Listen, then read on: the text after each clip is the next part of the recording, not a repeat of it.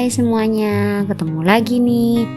Kali ini Kak Gita akan menjelaskan mengenai 7 kebiasaan manajemen waktu di kantor, kampus, atau sekolah yang baik bagi kita.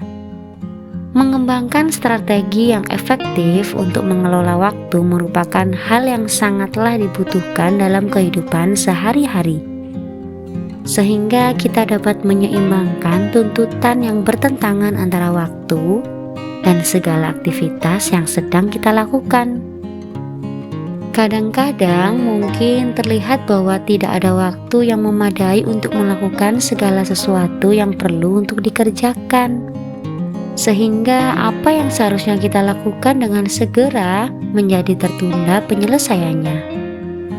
Hal ini dapat menyebabkan terjadinya penumpukan tingkat rasa stres dalam diri kita.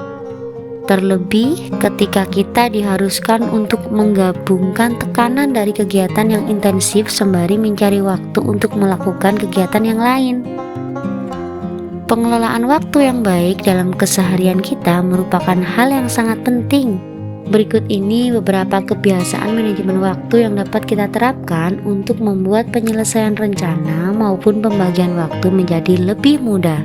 Yang pertama, fokus pada catatan daftar kegiatan. Daftarkan hal-hal yang ingin kita lakukan dan selesaikan tepat waktu. Misalnya seperti jadwal kegiatan, rencana yang akan kita lakukan, tenggat waktu penyelesaian, dan hal yang ingin kita capai dalam waktu dekat. Hal ini akan membuat rencana yang tersusun menjadi selangkah di depan dan membantu menata alur kegiatan sebagaimana kita dapat melihat hal-hal apa yang kita butuhkan atau kegiatan apa yang perlu kita lakukan terlebih dahulu. Yang kedua, tetapkan waktu pertemuan secara pasti. Tentukan saat itu juga.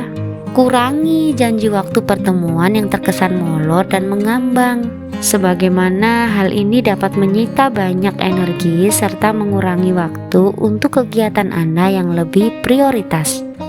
Misalnya, saat kita akan mengerjakan tugas atau kegiatan yang sangat penting, tiba-tiba teman kita mengajak nongkrong atau meminta agar main ke rumah dengan tujuan untuk nongkrong bersama. Tentunya hal ini harus menjadi pertimbangan bagi kita untuk memilah manakah yang lebih urgent dan mendesak. Saat kita memfokuskan diri dalam agenda yang akan kita selesaikan, jangan ragu-ragu untuk menolak ajakan nongkrong dari rekan, teman, ataupun kolega. Karena membiasakan diri mengelola waktu yang baik akan membuat Anda menjadi sosok yang lebih profesional ke depannya. Yang ketiga, periksalah hal-hal yang membutuhkan alokasi waktu jauh-jauh hari. Hal ini dapat membuat kita menjadi tidak perlu kebingungan saat ada kegiatan yang membutuhkan kehadiran kita. Konsep waktu yang bertabrakan dalam sebuah kegiatan juga dapat diminimalisir. Yang keempat, selalu tambahkan data waktu yang dibutuhkan dalam daftar kegiatan atau rencana kita. Kita akan dapat melihat perkiraan seberapa banyak waktu yang digunakan setiap harinya sehingga tidak berlarut-larut. Hal ini merupakan cara yang realistis untuk menyelesaikan sesuatu sebagaimana orang-orang biasanya hanya berfokus dalam mencapai hal-hal yang perlu dilakukan tanpa memperkirakan estimasi waktu yang diperlukan, serta lupa dengan alokasi waktu yang dibutuhkan. Yang kelima, jangan membiasakan mengerjakan sesuatu pada menit terakhir. Kerjakan dengan segera atau rencanakan kegiatan dengan baik mengenai waktu untuk mengerjakannya. Kita tidak akan merasa terlalu tertekan dengan kegiatan yang menumpuk. Yang keenam, selesaikan tugas satu persatu.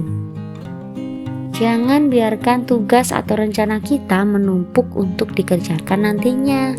Menyelesaikan rencana kegiatan satu persatu dapat memastikan bahwa semuanya telah dikerjakan dan kita tidak melewatkan satupun.